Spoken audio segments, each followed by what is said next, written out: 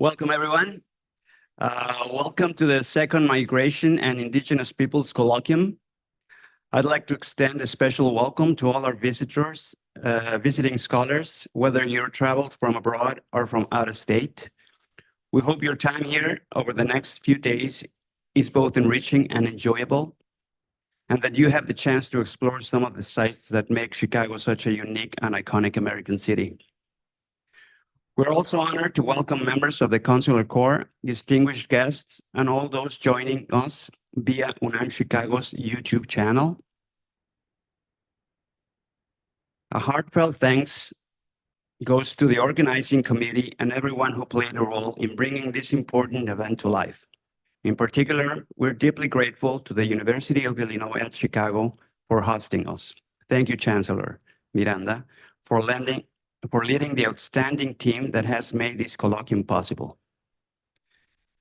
And now it's my privilege to introduce Dr. MarylinLynn Miranda, Chancellor of UIC, Chicago's largest public university.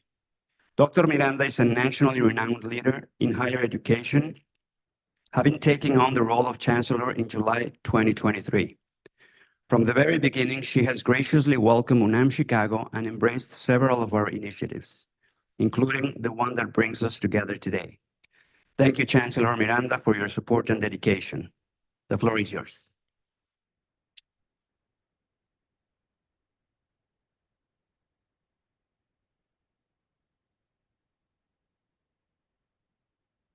Good morning, everyone, and thank you, Alberto, for that very kind introduction. I'd like to take the opportunity to extend a warm welcome to Dr. Guillermo Pulido, for the director of UNAM Chicago. We have a very strong relationship with UNAM in Mexico, of course, and we are delighted that we have the UNAM Chicago office here, which gives us that many more opportunities to deepen our relationship with UNAM. And of course, Ambassador Reyna Torres Mendivil, who is she and I get into a lot of good trouble together. So I'm always happy to see you. So happy to welcome you to the UIC campus. And our keynote speaker, who has our keynote arrived? So our keynote speaker, who will soon arrive. We're very happy. We're very happy to have her as well. That's the Deputy Mayor for Immigrant, Migrant, and Refugee Rights for the City of Chicago, Beatriz, Ponce de León. So welcome to UIC, and thank you all for attending this inaugural colloquium on migration and Indigenous peoples. You know, the topic of migration is complex and multifaceted. There are many reasons why people migrate from one part of the world to another. My own family migrated to the United States. My mother, my father, and my three brothers. I was born here in the United States. So that whole question of how people make that big decision to make such a consequential move is something that I feel personally. So the reasons why people migrate vary widely. And the causes and effects of migration necessitate a deeper understanding of politics, of economics, of the environment, and the role of religion and history and human rights. Thus, to better understand migration, a multidisciplinary approach is critical. I'm delighted that UIC is hosting these important conversations and taking a broad and nuanced approach to understanding migration from multiple perspectives and through diverse lenses, which is very much the UIC way. This is a critically important topic for the city of Chicago, for our nation, and for our world more broadly. Migration has profound implications for people, for families, for communities, for cities, and for nations. Some of the topics that will be discussed include the role of media, including cinema and social media, as well as human rights with respect to migration. Other important themes that will be presented include religion and a deeper appreciation for historical context in terms of Indigenous peoples and languages. UIC takes the study of migration very seriously, in large part because of our mission to provide the broadest access to the highest levels of educational, research, and clinical excellence. Whether it's through the healthcare that we offer, the research programs that our faculty members conduct, or the students that we welcome into our academic programs. And we welcome many students who would call themselves migrants into our academic programs. There's a lot happening at UIC to better understand this entire topic. That's why it's important for us to host these conversations. We're happy to welcome you here, but I assure you, we know that we will get a lot out of being here to understand, to hear from all of you, to witness these conversations. Bringing in all of these diverse perspectives from different disciplines, it's good for this convening, but it's also good for us as an institution. So we're delighted to be able to host this. So we have UIC faculty members who are working with colleagues across campus to facilitate social integration of migrants in Chicago by distributing information on worker rights and social services through a radio program and podcast series in Spanish. That's an example. We have hosted sessions to help the new arrivals that have come to us on buses from Texas over the course of the past 6 months to help them process the paperwork. And we've done that in collaboration with any number of partners across the city. We have other faculty members who are capturing stories of UIC's undocumented student activists to support the immigrant rights movement. And we have other UIC faculty members researching border security, medical care in immigration detention centers, child migration, and the role of civic organizations in advocating for migrant workers' rights in the United States. I urge you to broaden our understanding of migration and bring forth recommendations for policymakers, for community leaders, and for residents that can improve the quality of life for communities in Chicago, in the United States, and around the world in areas that are impacted by migration. And when we say areas that are impacted by migration, let us be clear, that is every area on earth. That is the level at which we must be considering the sets of questions. Thank you for the work that you do to improve the quality of life for others, for your empathy, and for your commitment to equity and inclusion for everyone. Thank you.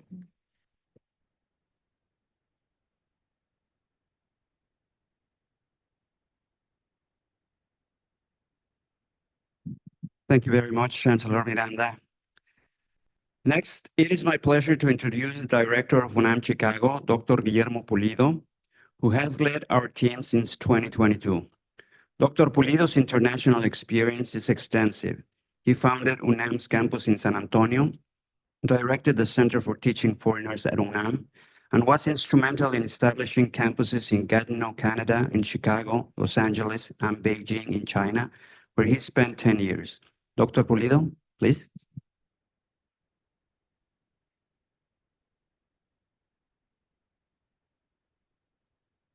Muchas gracias, Alberto.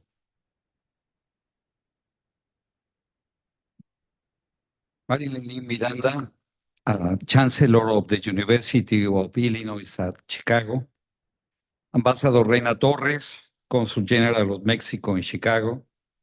Diplomats from Latin America, esteemed university colleagues, good morning, everyone. It is with profound honor that I join you today for the inauguration of the second encounter on migration and indigenous people. Welcome to you all.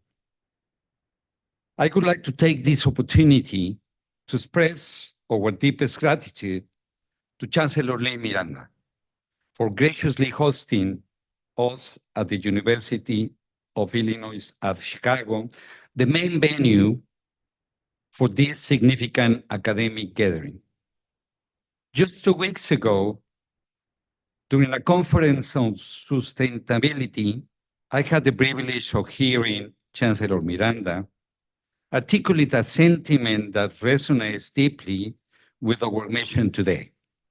She remarked, and I quote, "To establish common objectives, actions, and goals, trust and mutuality should be the most important elements in the cooperation agendas to build among universities, government, and communities." She further emphasized, in this manner, everyone should feel they are in a relationship of equality, as she just said, this has been proven to make initiatives more accurate with a greater reach and a better results. Thank you, Chancellor Miranda, for your inspiring words and leadership. Our heartfelt thanks also go to Ambassador Reyna Torres, Cónsul General of Mexico in this city. Your unwavering support to the Mexican communities and their causes has been nothing short of exemplary. At UNAM, we deeply value your standing leadership and commitment.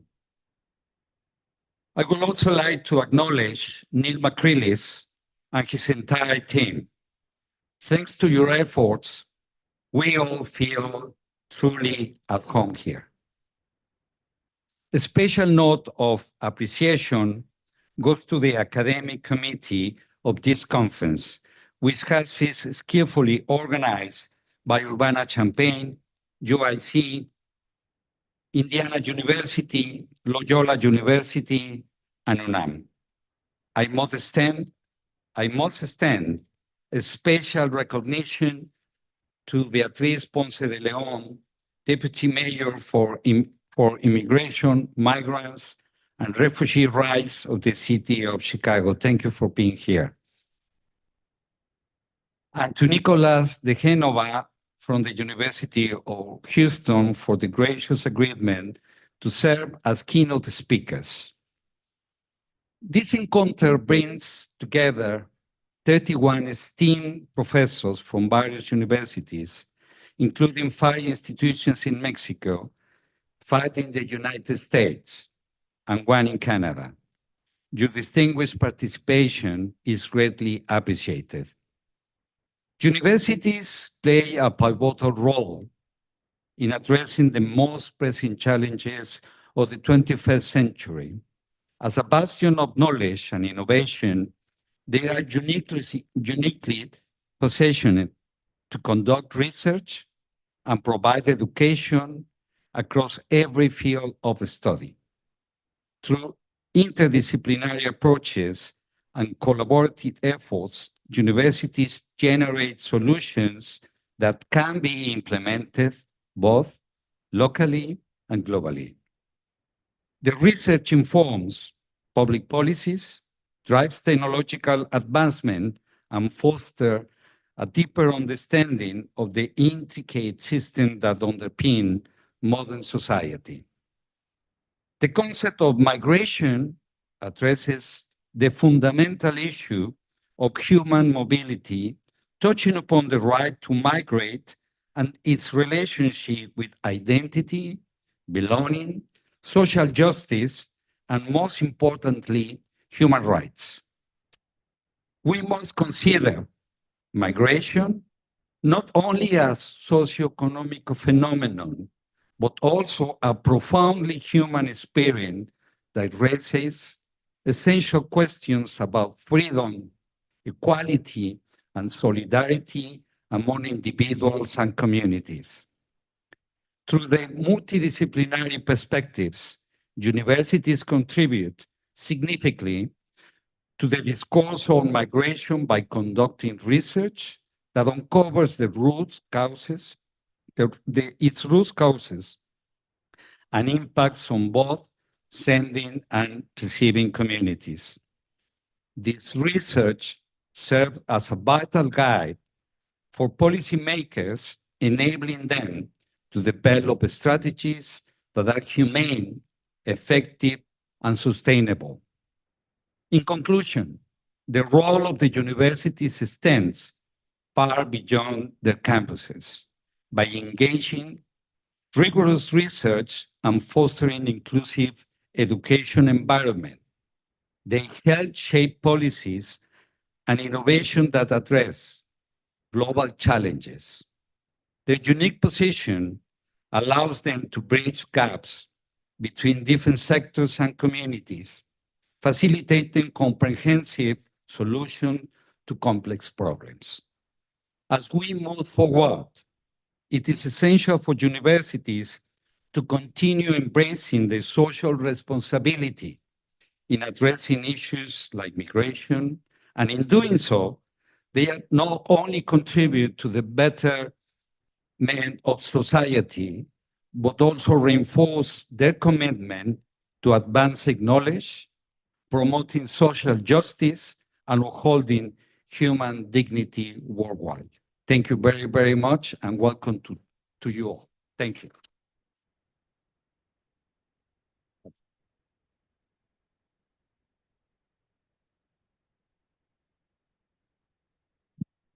Thank you very much, Dr. Pulido. And now I would like to introduce the Consul General of Mexico in Chicago, my good friend, Ambassador Reyna Torres Mendivil. Ambassador Torres, a proud UNAM graduate, has an impressive career in Mexico's foreign service, including roles such as General Director for Latin America and the Caribbean, Deputy General Director for International Policy on Human Rights, and Deputy Chief of Staff of the Secretary of Foreign Relations. She has served as Deputy Chief of Mission in the Czech Republic and as a political liaison in the United States. Before her current role, she was Consul General in San Antonio, Texas, and served as General Director for Protection of Mexicans Abroad. Ambassador Torres, the floor is yours.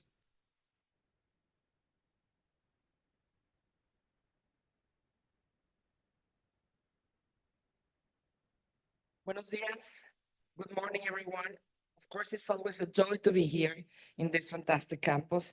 As you said, it's Chancellor Miranda.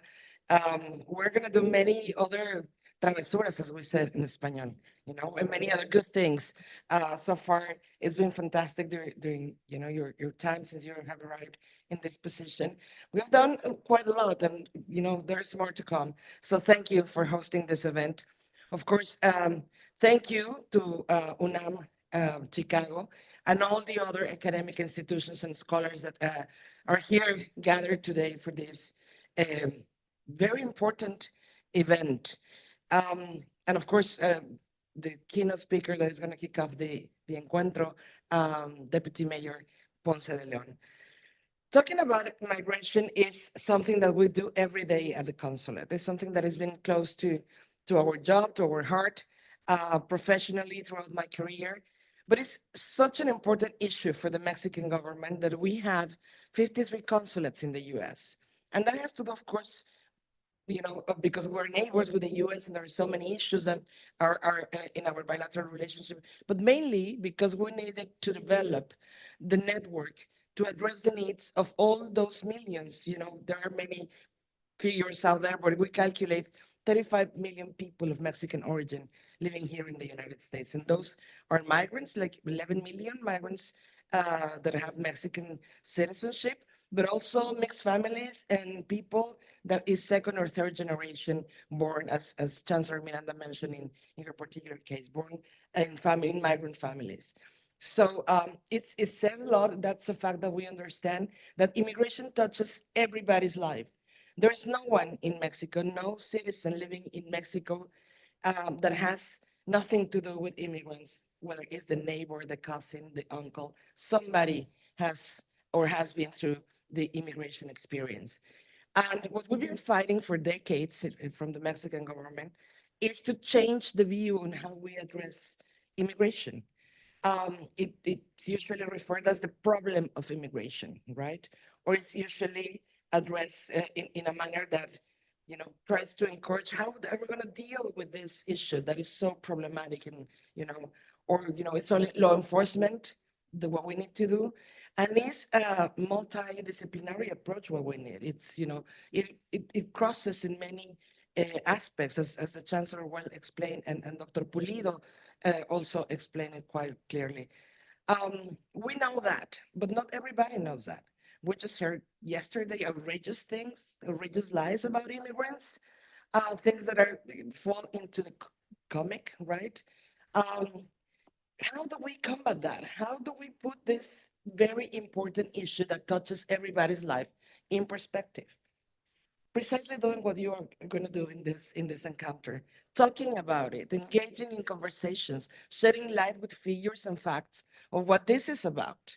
That's why this encounter, the second encounter on immigration that you are organizing here today with all these scholars, wonderful institutions as UNAM Chicago and many others and UIC are putting their contribution into a higher debate, with information instead of lies and just frivolous comments.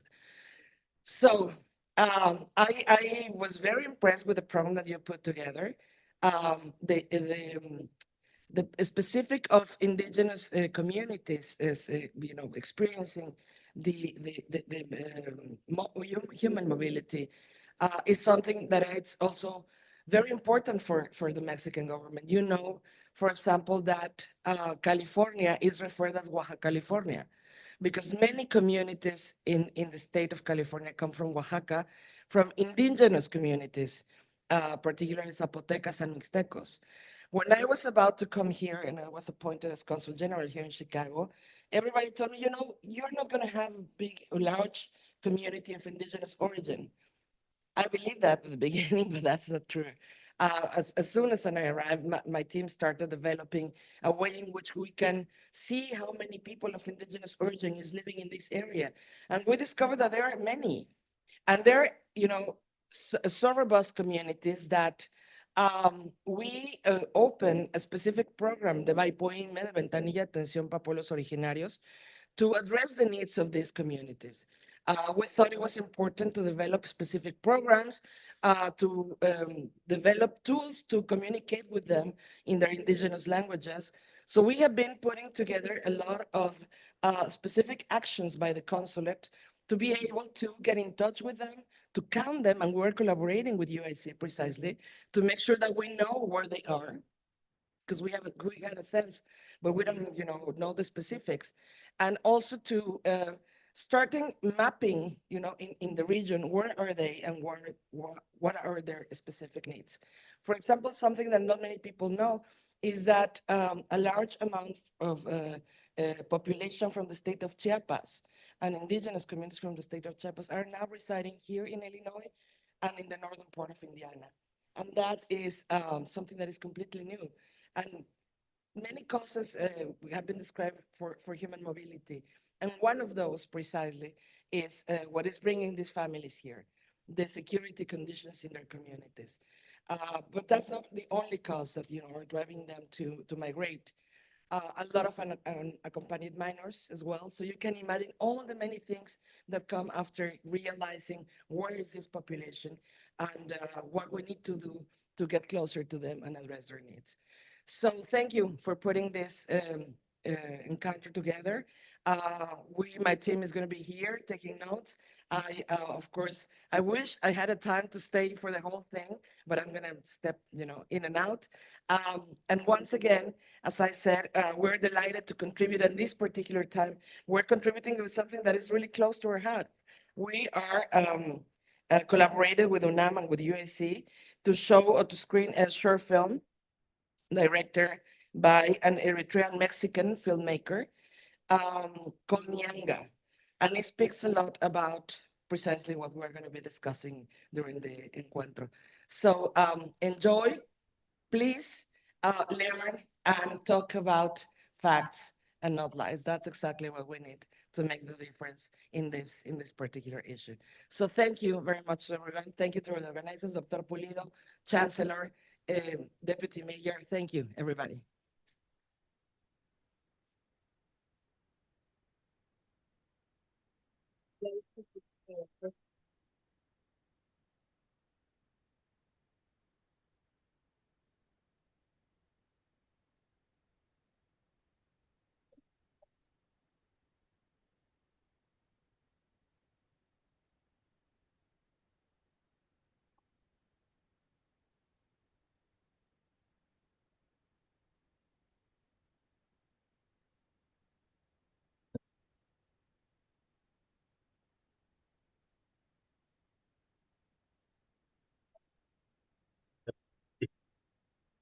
Ya está listo, ya está.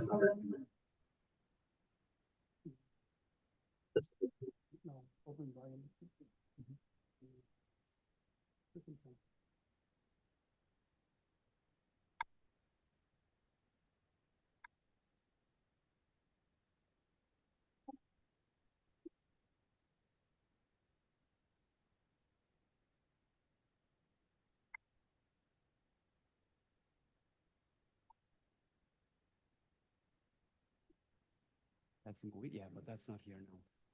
We have the presentation for Beatriz. Presentation, this one? Yeah, that's the one. That's the one that she's gonna be shown. The movie, yeah? Okay, we can tell her.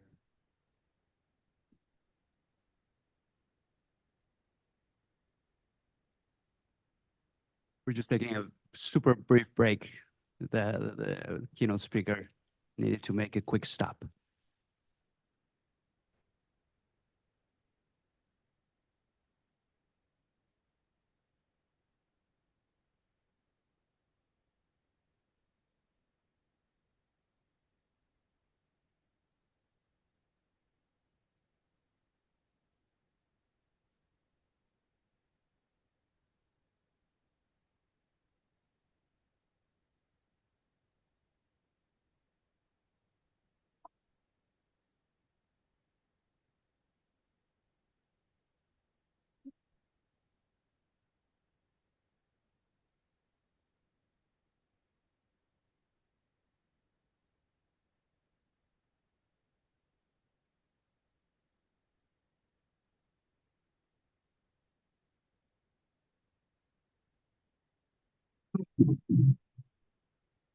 I wish I could sing, so everybody would. Anyway, well, Chancellor, feel free. No.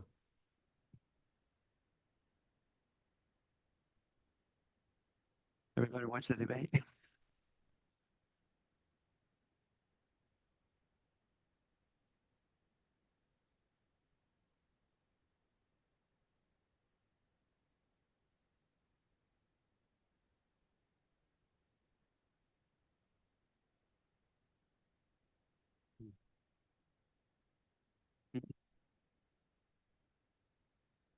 Yeah, well, I would invite everyone to stick around. We have a full schedule till 5:30.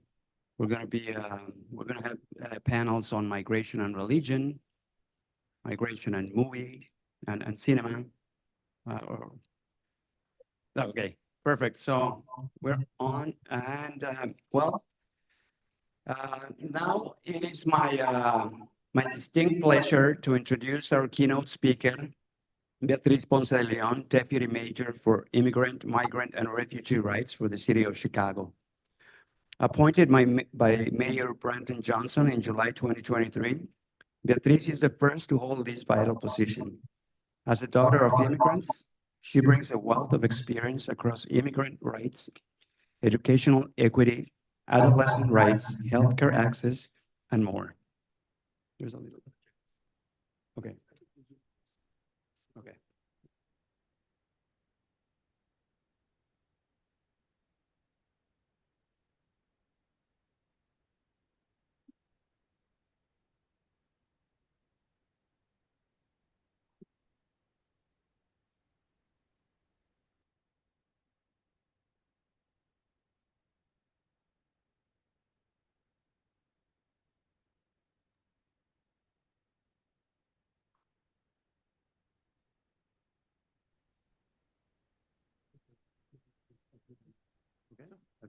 Are we okay? Are we okay?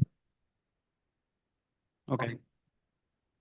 So as I was saying, well, her leadership has extended to roles within the Illinois Department of Human Services, where she held several key positions. We're honored to have her here today. After Beatriz's remarks, we will have a short Q&A session followed by our first panel on migration and religion. So, Beatriz, the floor is yours.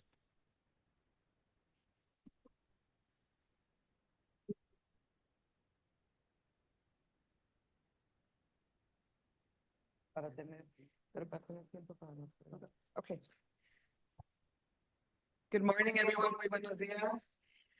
I know the program is in English, but I always feel like I want to speak Spanish when I'm in a room and in a setting like this. And it is really a privilege to be here. Thank you to UNAM and to everyone who organized this program for taking the time to learn about what Chicago is doing to be a welcoming city. You know, I was born and raised in the city, but clearly my roots are in Mexico and Michoacan, and I am proud to be able to serve in this capacity as the Deputy Mayor for Immigrant, Migrant, and Refugee Rights. It's the first time that we've had this position and this office, and hopefully it is one that will be here for a long time. I'm going to start by sharing a story, una pareja muy importante en nuestra vida, de mi familia, Doña Locha y Don José Córdoba. Doña Locha and Don José in many ways exemplify the stories of migration that our Cónsul was talking about. Their history is a really good example for how policies impact migration, how individual people impact migration and integration over the years. Doña Locha, her name is Eloisa, I don't know her maiden name, but Doña Locha was born in Toluca, Illinois. I didn't know that there was a town called Toluca, Illinois. Toluca is in Mexico, not in Illinois. But it is a small town near Peoria. And she was born in 1919 in Toluca. Her family is from Texas y Coahuila, Mexico. So she was here before this was the US, her family. And they came to Toluca because there was a coal mine there. They lived with Italian, Polish, and other Mexican immigrants at that time. Eventually, her family moved to Dwight when the coal mine closed. And then in Dwight, they lived on a small farm and did a variety of jobs and work. And again, shared housing with Italian immigrants and Mexican immigrants. When I met Doña Locha as a child, I had no idea of this story, but I remember thinking it was so interesting that she was a Mexican lady who spoke Spanish and English, and she made tamales and Mexican food, but it was different than my mom's. I didn't understand that she was here when Texas was Mexico and that she was actually born in Illinois. Her husband, Don Jose, came from Guanajuato, and he came as a bracero. So again, you know, when the U.S. needed workers, opening the door to that pull factor into the country, he eventually worked at a quarry in just outside of Chicago in the suburbs.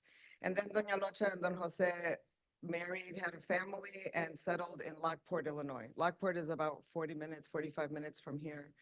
They were the very first, or one of the first Mexican families there. And they eventually became a welcoming family. I love their story because it really exemplifies what it means to help other immigrants when they come to this country. They spoke English, they opened their doors. Many times people lived in their home. They became padrinos to so many kids. They connected people to jobs. They told people where to get how to apply for their green cards. They were really an anchor family in Lockport, Illinois. You know, who would have known? Like when we're in Chicago, we think all the Mexicanos have been in Chicago. This was in Lockport, Illinois. And eventually my father was connected to this family. My uncle and my dad met them when they were single. And they told these great stories of they would open their house for dinners on Sunday. They would invite people over for parties. And then in that network, they all met each other and eventually helped each other find jobs and make a life here. When my mother and father moved to Chicago, Doña Locha and Don Jose became part of our extended family. Doña Locha, I want to say, she stopped school in 4th grade because she was working on the farm and helping her family. And I remember when she was 70 years old, she finished her GED and was so proud of graduating high school. We had a party. It was a really big deal. And, you know, as a kid, I didn't understand how important that is. And now as an adult, I really appreciate Doña Locha and Don Jose. And I feel like, you know, some of what we do, what I do, is in honor of them as well. I wanted to share that because we have always been an immigrant city and an immigrant country. Nobody is from the US except indigenous Native American people. Everyone else is an immigrant, and the Black community were forced to immigrate here because they were enslaved people. No one else is indigenous other than Native Americans. So when we talk about anti-immigrants and xenophobia, people very quickly forget that they all came from somewhere else. In Chicago, we saw this wave of European migration, the Poles, Polish, Irish, Italian, Dutch, German, and we see it in our churches. You know, Pilsen has 6 different churches. They were all different, built by different groups. The picture on the top is people working in the stockyards. They came to work in the, meat packing. We see it across our city in so many ways, even now. And again, there were push and pull factors. People were fleeing Europe because of political situations, famine, extreme poverty, religious persecution. To this day, those are many of the reasons why immigrants migrate and move to other parts of the country. We have been a welcoming city even from back then. Not always perfect and often with fear and xenophobia, but over time, people have found opportunities here in Chicago. At this time, when the number of migrants was so high, the settlement house movement really took off in our city. The Jane Addams Hull House is right down the street. We have the Jane Addams Hull House Museum, founded by Jane Addams and Ellen Starr. There was already a settlement house movement happening, but that one helped to explode the movement here in our city because people recognized that we had so many immigrants coming at one time. They needed to learn English. They needed to have a place to live. They needed to get job training and be connected to communities and be integrated. Kind of what Doña Locha and Don Jose did, we now had a more formal structure with the settlement house movement. One of those is still, there are several that are still in operation, but Erie Neighborhood House is the oldest settlement house that was started even before the Hull House, and it's still active today. And over the years has really shifted to serve this changing community because we continue to have people coming here and settling here, and there's a need for that movement. When we think about migration in general, we can't leave out the great migration of African Americans from the South up to the North. And Chicago was one of those places that people came again because they found opportunity. And they faced much of the same kind of discrimination that other immigrants have faced. So people were afraid of the Black community coming from the South up to Chicago. They feared if they were criminals, what they would need, where they were living. And I think the city had a mixed, result in how folks were integrated. The Chicago Defender, a very prominent Black newspaper, played a role in connecting people to resources and also in encouraging people to come up to the North. There were jobs for folks, but many of the policies that came to be, especially in the 60s and 70s, actually were a disservice to the Black community and contributed to redlining, limiting people's home ownership, segregating people. The Dan Ryan Expressway was built as a way to cut off the Black community from the white community. And some of that, we see the consequences of that today. So as we think about how we welcome people to Chicago, I think it's important to learn from the past. What types of policies our city and our country is setting that will either support people who need a boost so that they can resettle and create a new life, or that will actually, bring them down and make it harder for them to have the life that they want, but also to be productive members of our communities. We saw Chinese migration to the city in the 50s and 70s and still have a thriving community here. And one thing of note is that in the Chinese community, they do really well at supporting each other with businesses and community integration, giving people jobs. It is a model to look at as we think about the future of other migrations to our city. I wanted to point out, of course, the Mexican migration. We've had multiple periods, and I'm not a scholar or historian, but I know that in the 1910s, with the Mexican Revolution, and then the US needing labor because of World War I, we saw a group of people coming here in higher numbers than before.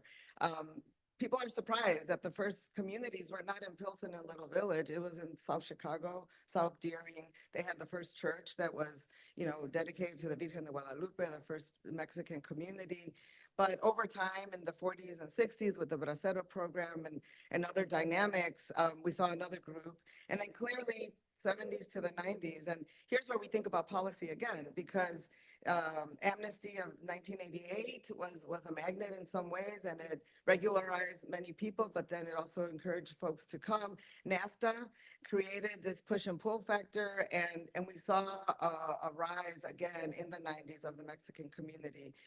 I wanted to share Arco from La Villita, which right now they are doing the ribbon cutting for having restored this Arco. It was designated a landmark in the year 2022.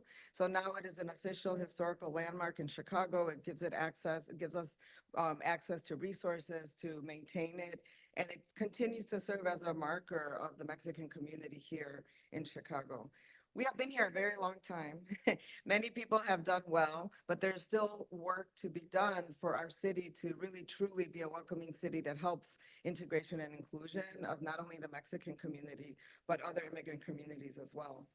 And I think as we look to how our city has responded in the last 2 years, we have to think about other patterns of migration. Migration is a growing issue around the world, not just in the US, but it is at our doorstep right now in ways that we have not seen before. And that is why it has caused tension and controversy. And how our city responded to that, I think, is critical.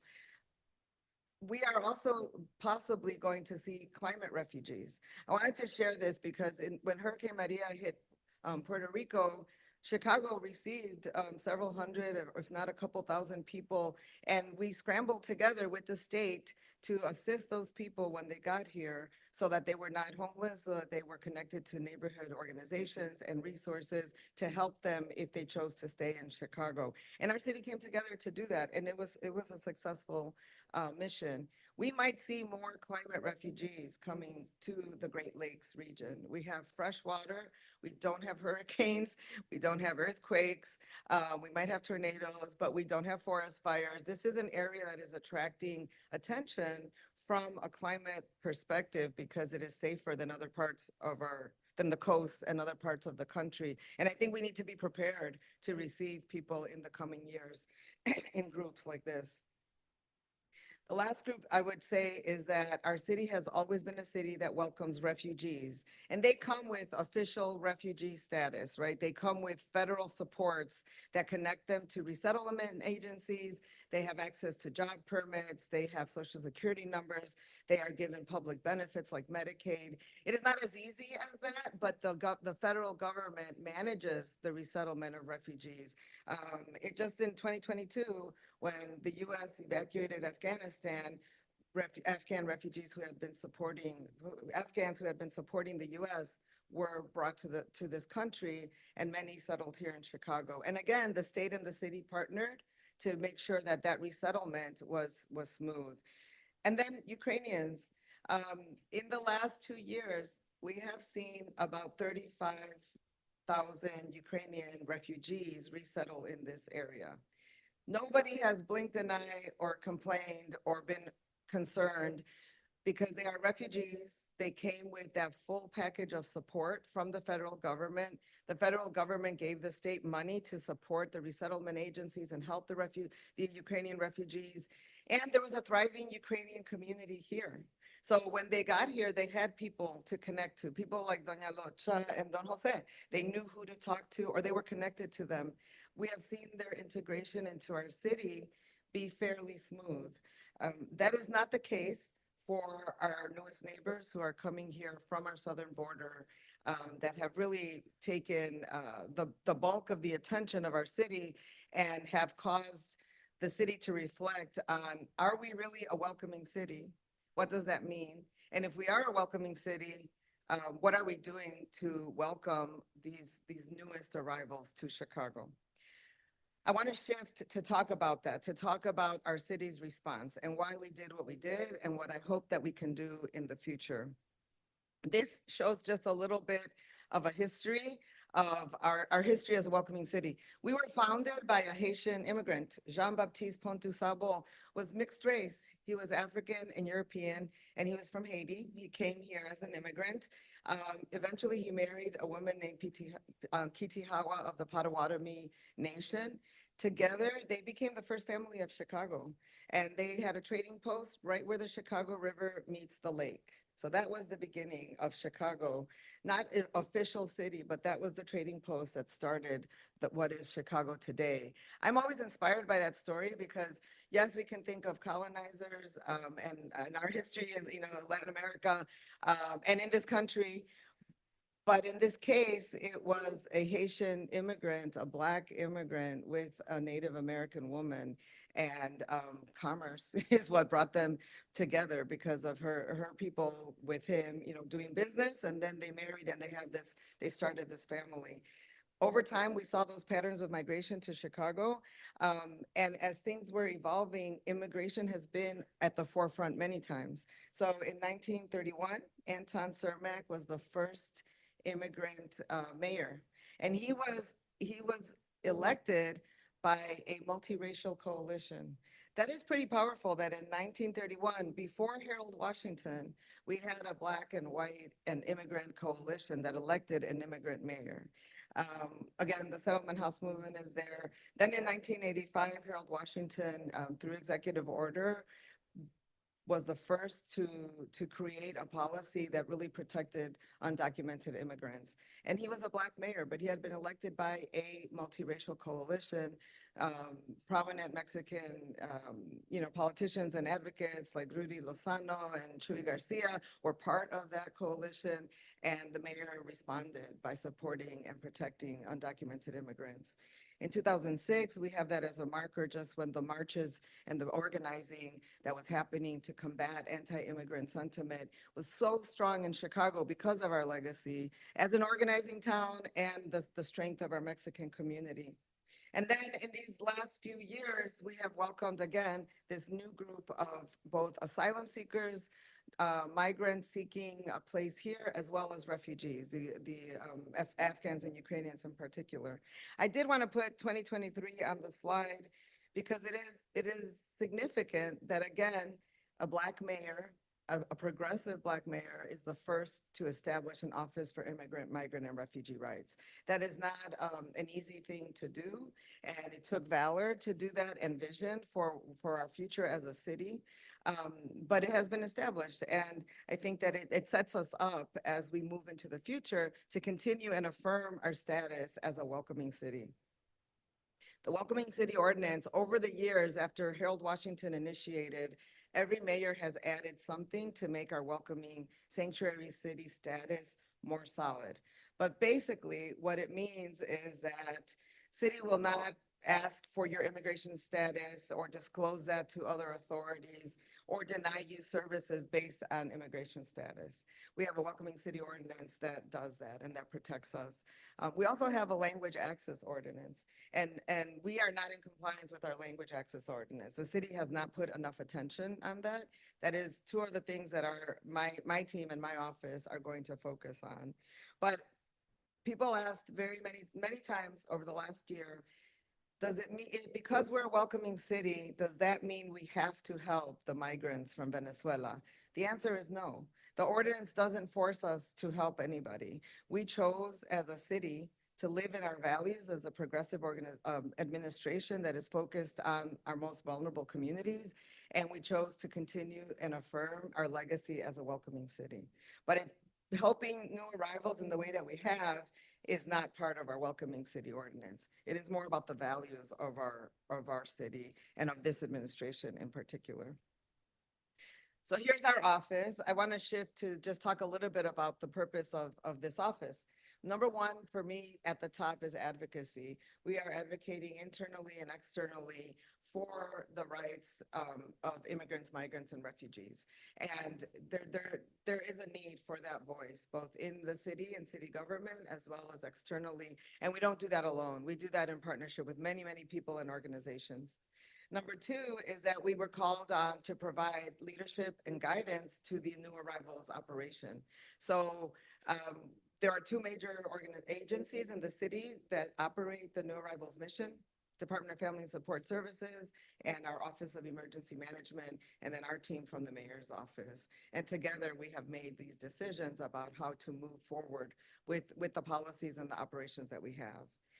Number three is really to continue to work on the Welcoming City Ordinance. We want to take stock of what the city departments and agencies are really doing to implement the city ordinance to make sure that our programs are as accessible and open to all immigrants as possible, and especially connected to the language access ordinance as well.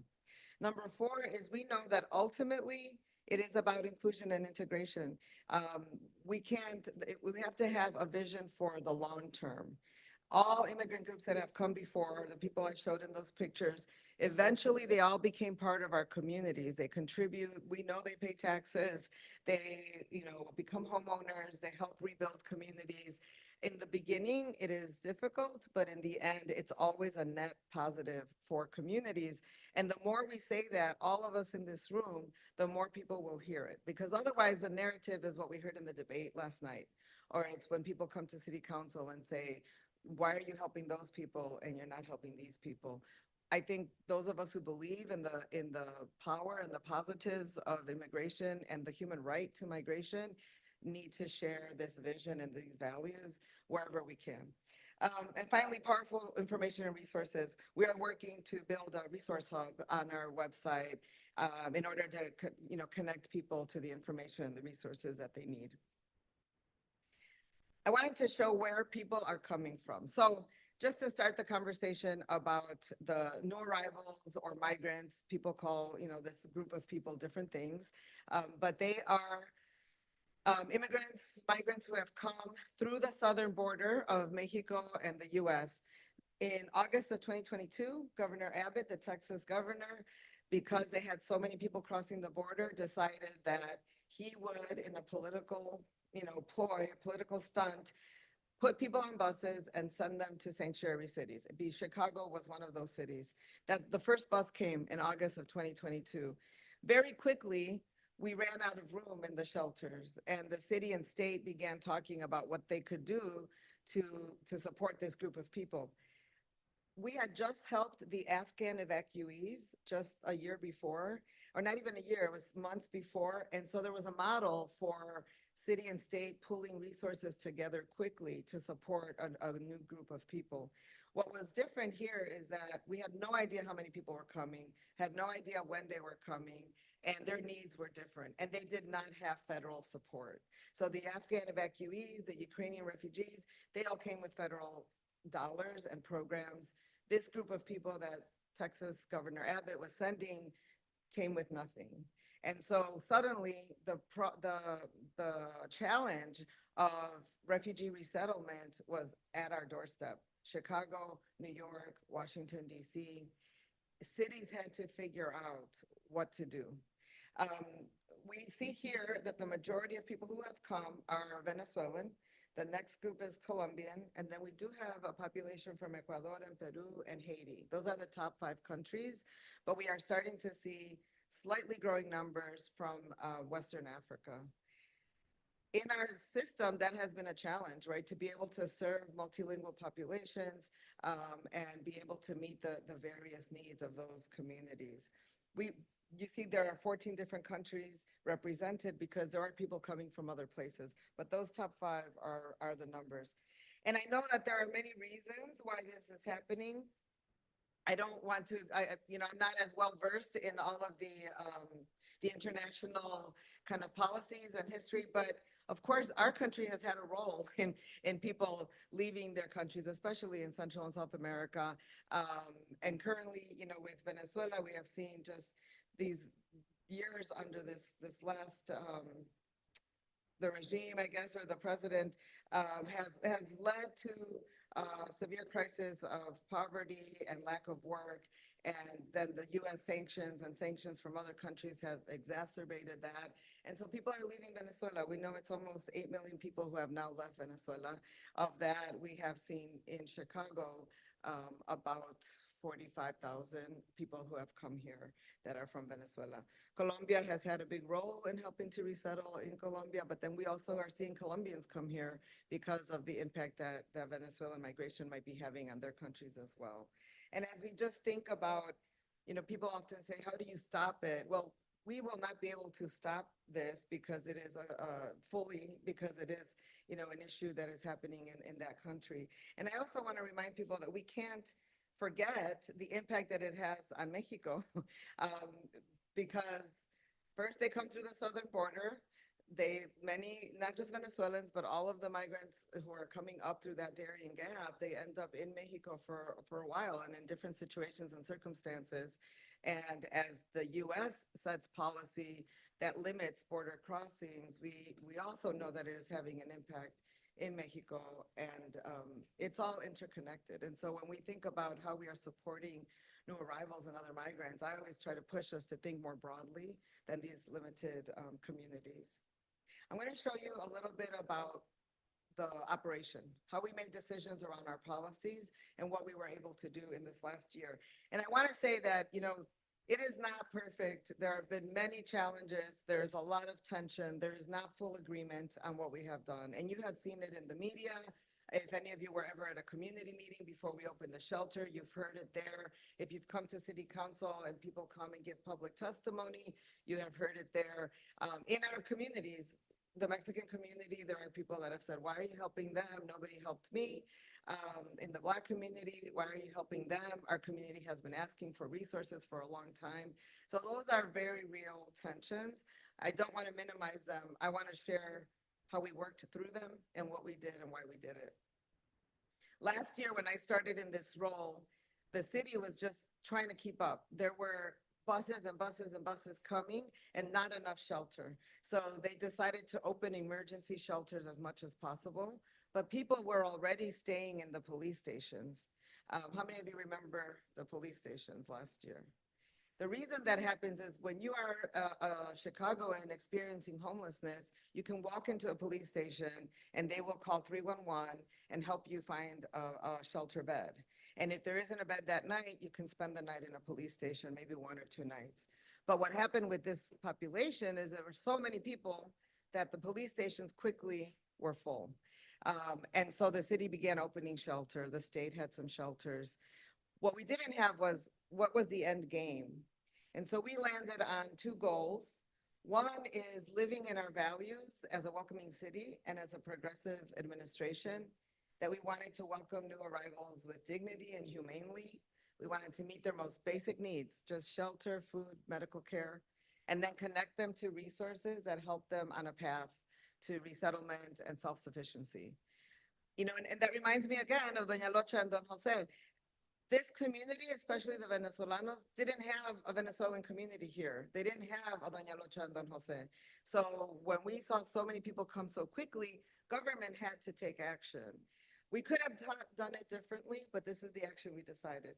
And then we wanted to say, how do we learn from this crisis moment to really build the infrastructure that we need for other patterns of migration, like climate refugees, and to serve our existing population that is experiencing homelessness? Because we don't have enough shelter beds for Chicagoans who are experiencing homelessness. And yet we are opening shelters for new arrivals. We wanted to make sure that through this process, we would make our homeless system stronger and better for anybody that needs it. So these are the 2 goals that were driving our decision-making. I'm proud to say that not perfect, and people have suffered, and there have been mistakes, but you know, we have seen over 47,000 asylum seekers and other southern border arrivals come through Chicago. And we have worked in partnership with the state and with the county, we have worked to help resettle them, to give them immediate support and connect them to resources. That has been really, really hard, but we are dealing with financial constraints and political constraints, with public support and public lack of support. And yet, you know, we managed to stay true to trying to support this population. We currently have about 5,400 people in our shelters. At the end of December, like the Christmas to New Year's week, we had 15,000 people in our shelter system, and we had 28 shelters in operation. Today, we have 17 shelters in operation, and we are in the process of consolidating them because we had excess capacity. So we announced, it's in the news today, 3 shelters are being closed. Those folks are being given an opportunity to be in another shelter where there is space. But we do have to bring down our capacity because we don't need it right now, and it's costly. It's very expensive to run these systems.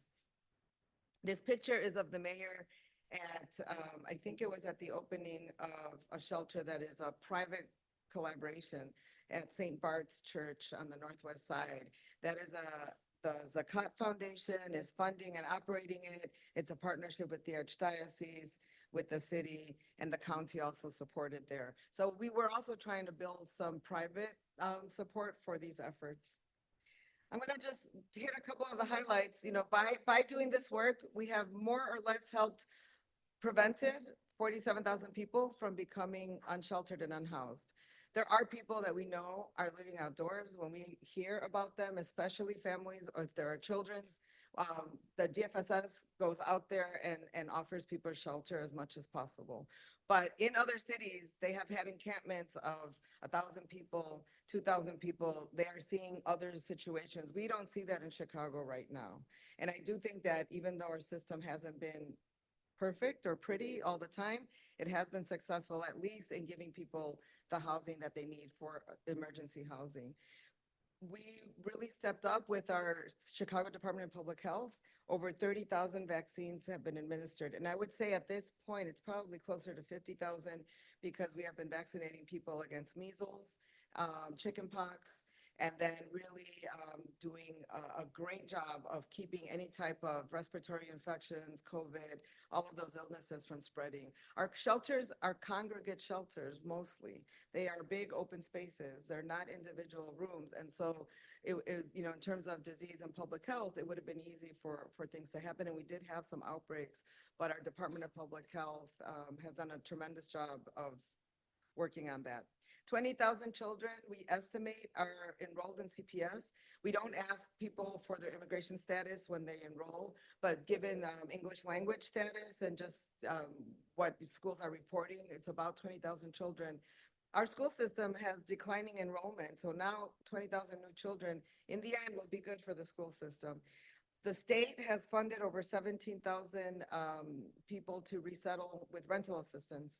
Rental assistance is now over, but the state did have funding allocated for that. They also helped fund people who wanted to go to another city to meet up with family or friends. So over 7,600 people have been assisted to move on to a different place.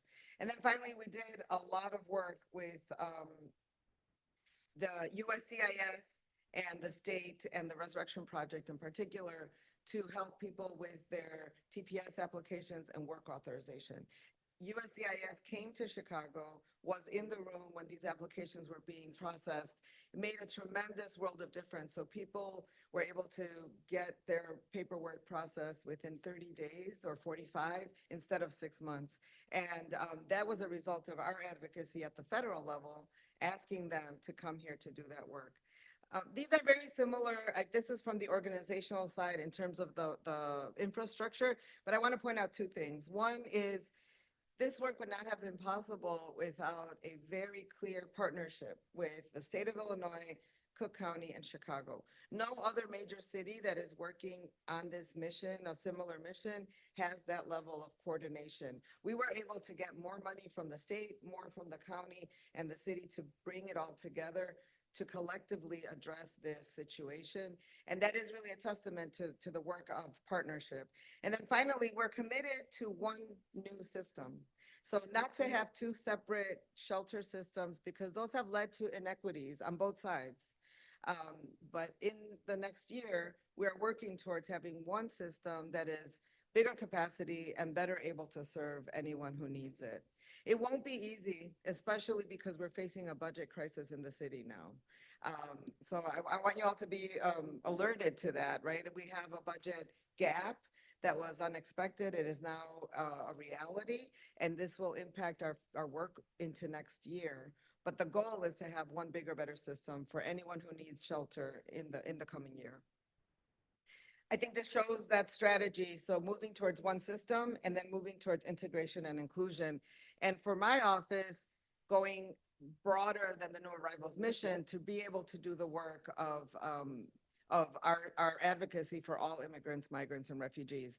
One way that we've tried to do that is in really thinking about long-term undocumented. The mayor signed on, was authored with ABIC a letter calling on the Biden administration to extend work permits for all. And we were able, through Cities for Action, to get 40 cities and a couple of counties to sign on to that letter. And I know that that was part of the advocacy that ABIC and the Resurrection Project and other national groups used to push the Biden administration to do parole in place, which has happened, but now is being challenged in court. But our mayor is committed to this. Our administration is committed to looking more broadly beyond new arrivals to other immigrant groups, and especially long-term undocumented, to see what we can do to make our city and our policies more friendly for them. When we talk about positive impact, I think probably those of us in this room believe this, but I want to point out one thing here. The Congressional Budget Office predicts that in the next 10 years, our GDP is going to grow by $7 trillion because of the migration that we're seeing to this country. And that includes Mexicans and the southern border arrival and others. This is when people talk, they want to know about money and productivity and economic impact. This is a really compelling figure for us to share. We know all of these things about entrepreneurship, about the population is younger, and we have an aging population. There's so many benefits to immigration and migration to this country.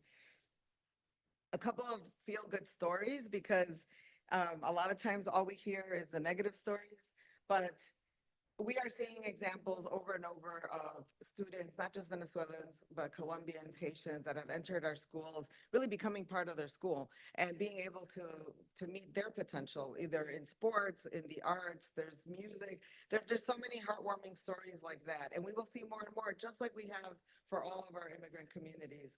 And then just recently, a Venezuelan family bought their first home. That is pretty incredible, considering that they came here in 2022. Their status is, still temporary, but they were given some help by Grace and Peace Church. They opened up a little cafe inside of the church selling arepas and empanadas. They saved money. They got help getting their work permits, and now they bought a home.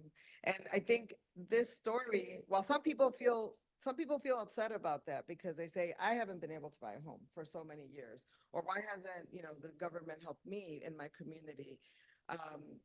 But I think for others, it gives them hope, right? That if you are connected, if we provide the supports, not just individual, but policy supports, government support to communities that need to get that extra help, it will result in positive things for them and for our city.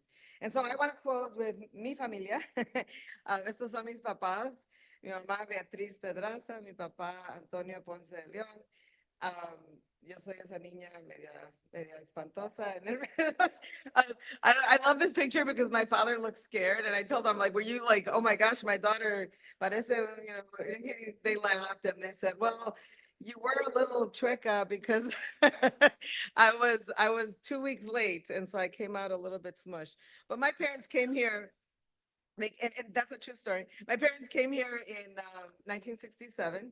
They came on visas, travel visas. They weren't sure if they were going to stay. The first week they stayed with a family that they knew from Mexico, and then eventually they got their own little apartment. My dad, slept on his coat because it was winter, and my mom slept on a mattress. She was pregnant with me. And then after I was born in February of 1968, they weren't sure. They wanted to go back, but my father was picked up by INS. Someone turned him in because he had lent somebody money, and then he asked that person for money because I was born, they needed money, and that person reported him to immigration. And so two agents came to where my parents lived and saw him on his way out and asked him for his papers. And he said, oh, I have them. They're upstairs. He wanted to tell my mother what was happening. He didn't want to leave my mom with a newborn baby, and then she wouldn't know, where he was. But one of the agents was Cuban, and when they heard a cry, they said, do you have a baby? And yes. And, where was that baby born? So my mother said, oh, she was just born here, a couple months ago. So it was such a different time. He said, señora, no se preocupe. You stay here with your baby. We're going to take your husband, but here's the card of a lawyer who will help you get your green card, because your daughter is a U.S. citizen. You can, become a legal permanent resident. Very different than the policies that we have today. And I like to share that story because I think when we think about our policies, right? When we think about how a city will respond, how the state government will respond, how our federal government needs to respond to different groups of immigrants and migrants, they are all interrelated. And as we make those decisions, I think the voice of people like yourselves, our advocacy organizations, is so important. Government needs to hear what people want, how we can create policies that are fair and just. We haven't had immigration reform in this country in over 40 years. We haven't looked at our asylum rules in over 40 years. It is a moment that we need to do that. And if our Congress won't act, then we need to ask our executive branch to take some actions like parole in place to make our policies more welcoming and better for all. And then to show this picture was me on my last birthday. My parents live in my house. They live on the first floor. My husband and I live upstairs, and our daughters have moved out. But we are a multi-generational household, very much like in Mexico. I speak Spanish thanks to my parents, who always made sure that we spoke Spanish. And I think that as I reflected on why I accepted this job, which is a very hard job, and it came at a time that was so difficult. My brain said no, but my heart said yes immediately. And I knew, I was trying to convince myself, don't do it. It's really going to be hard. But my heart said yes. And I think it's because of my parents. I saw them always help other immigrants. I saw them help our neighbors, our cousins. I knew their story. And Doña Lucha and Don Jose. And that legacy of welcoming, connecting to resources, standing up for what you believe in, speaking your truth. It is what drives me. I hope it is what drives some of you. And I hope that we can partner together to make our city to continue to be a welcoming city for all. Thank you very much.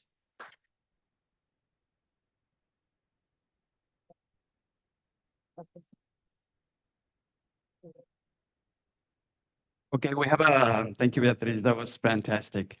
We have a little bit of time for Q&A. So whenever you want to stay here, if you want to just stand up and state the institution you're representing. Oh.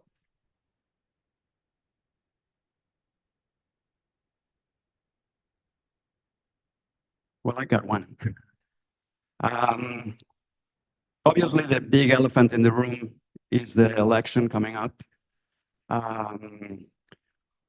What would you say to people the regular Joe who's upset because the federal government has abdicated on its responsibility on immigration and handed it to big cities? I mean, pretty much you answered it with your presentation, but I don't know what would you say to a voter like that? Well, I think that when we think about who we're going to vote for, we heard in the debate yesterday very clearly there are two extremes, right?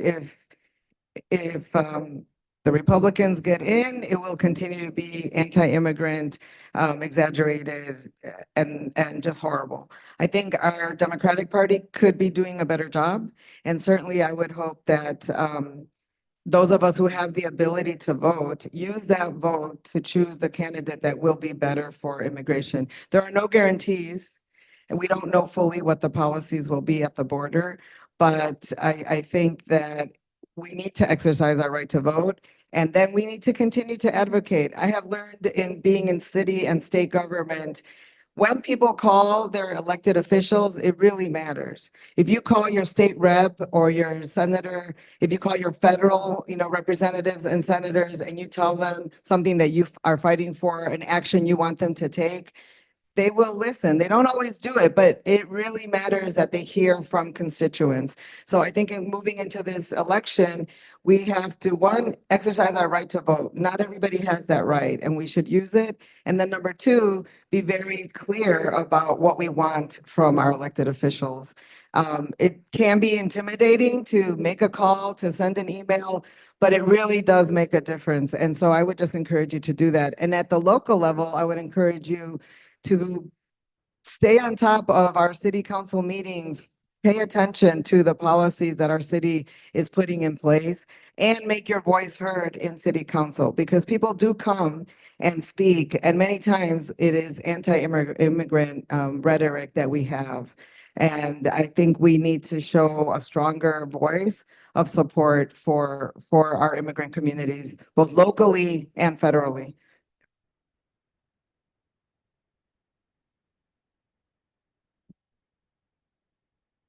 Gracias, Alberto. I have another question, Deputy Mayor. You mentioned something about the international aspects of what's going Chicago through. But has there been a specific effort to reach out to other countries? Because one of the issues that we have dealt with throughout decades in the Mexican government is the reluctance of US stakeholders to see it as a multinational issue. It cannot be addressed only unilaterally. It has to engage other countries. And there has been many efforts. There have been many efforts in the UN. We have now a global compact that is amazing. It's a great document, but as many other documents produced in the context of the UN, is the document. It's very complicated to put it in practice. And now that the cities are playing this global role more actively, have you engaged, has the city engaged with other countries to address this in this international or multinational, with this perspective? We are beginning to, and I think it is important to remember we're cities, right? So this is a new role for cities. Cities had not ever had to take their own resources to resettle asylum seekers in the way that we have. And so everything has been a learning experience, but the mayor is joining the mayor's migration council, which is the council of international cities. And in fact, we are going together to a convening in September that will bring mayors from around the world to talk about migration. We are part of that group. Earlier this year, we signed an international declaration on the right to housing, and that was also connected to migration. The fact it's one of the UN groups that is looking at the right to migration and the right to housing and how we do that together. And we committed to be a part of that network of mayors. But it is just the beginning. We've only been in office for 1 year. This is a brand new effort, for us as an administration. And we are certainly looking at ways to connect across cities, across states, and across countries.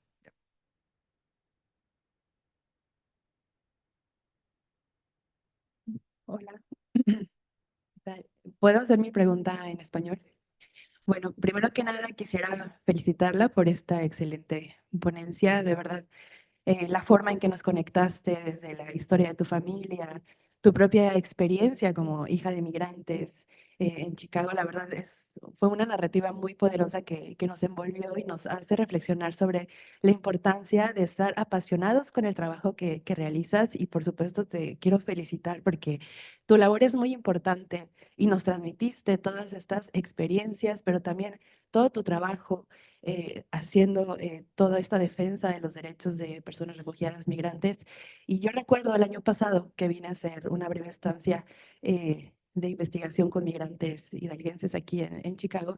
Recuerdo toda esta gran cantidad de migrantes en las oficinas de policía y demás, y hoy día veo que hay una gran mejoría, viendo a un año, que realmente es un corto tiempo.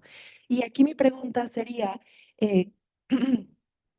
¿cómo inspira el trabajo que hacen ustedes desde Chicago a otros estados aquí en América, en Norteamérica, para lo que sigue? Porque las migraciones van a continuar y necesitamos estar preparados, como bien lo has dicho tú. Quiero saber, ¿tú qué piensas? ¿Cómo inspira Chicago a otros estados?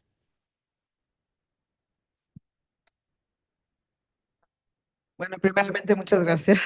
Agradezco realmente lo que comunicaste. Thank you for that. Otras ciudades nos vienen a preguntar cómo hemos logrado lo que hemos hecho. Y sí estamos inspirando y por eso nos han invitado a ser parte del Mayor's Migration Council, de grupos internacionales, porque no se ha visto este tipo de colaboración en otros lugares al nivel que lo hemos hecho en Chicago. Pero obviamente no somos perfectos, tenemos todavía muchos obstáculos y especialmente en este año que sigue, que el presupuesto requiere que tal vez cortemos algunos de nuestros servicios, va a ser muy difícil.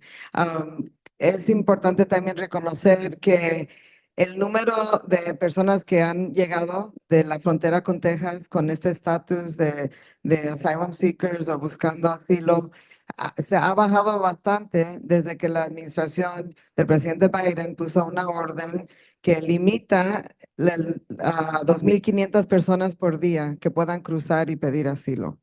Para las ciudades ha sido como ¿cómo se dice? Un relief, porque llegaron menos personas. Pero para las personas que están buscando asilo, que realmente quieren esta oportunidad, que ahora están detenidas en México o en Guatemala, se han quedado en otros lugares, es difícil, ¿verdad? Porque el derecho a pedir asilo es un derecho internacional.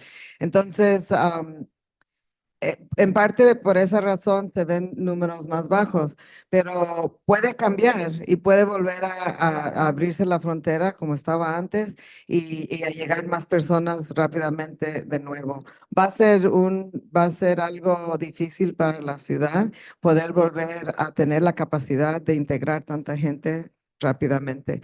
Tenemos la infraestructura, pero tal vez en este año que viene por el problema del presupuesto, no vamos a tener todo el apoyo que se logró el año pasado. Y creo que va a ser importante manejar esa dinámica.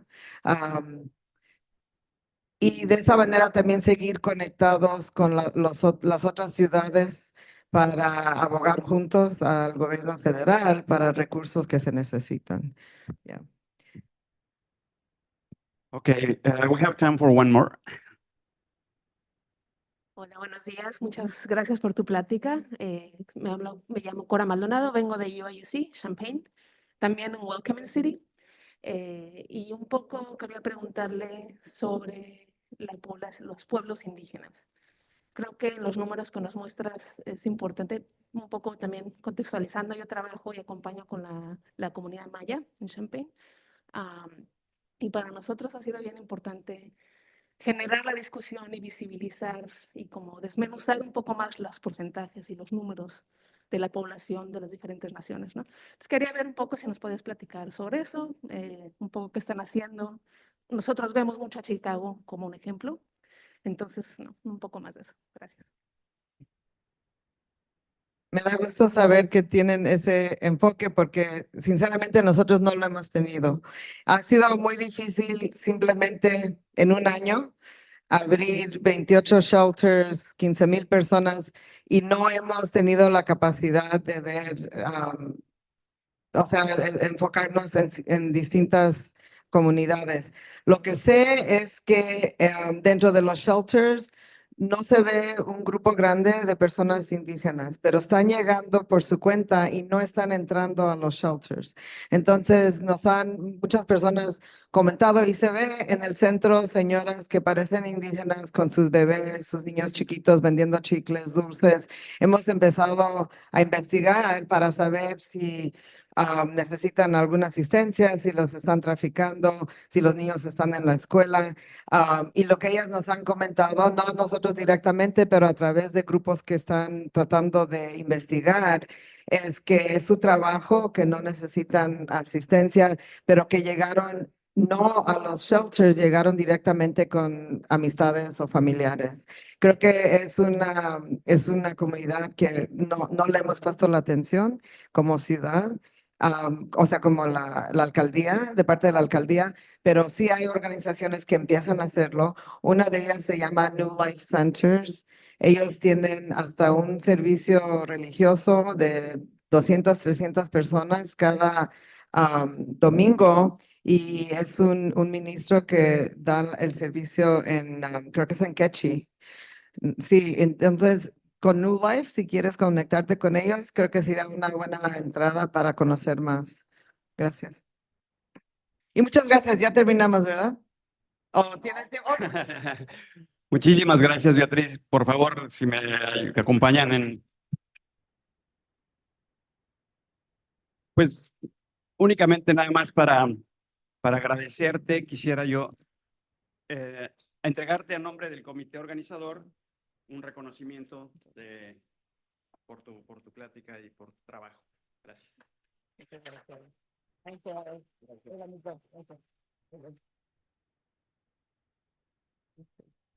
Thank you, everyone. Muchas gracias. Bien, bueno, vamos a seguir con el programa. No hay, estamos ajustados. Yo les pediría a los ponentes de la siguiente mesa de religión que se pudieran pasar, lo mismo a la moderadora, y daremos inicio a la primera mesa. Muchísimas gracias.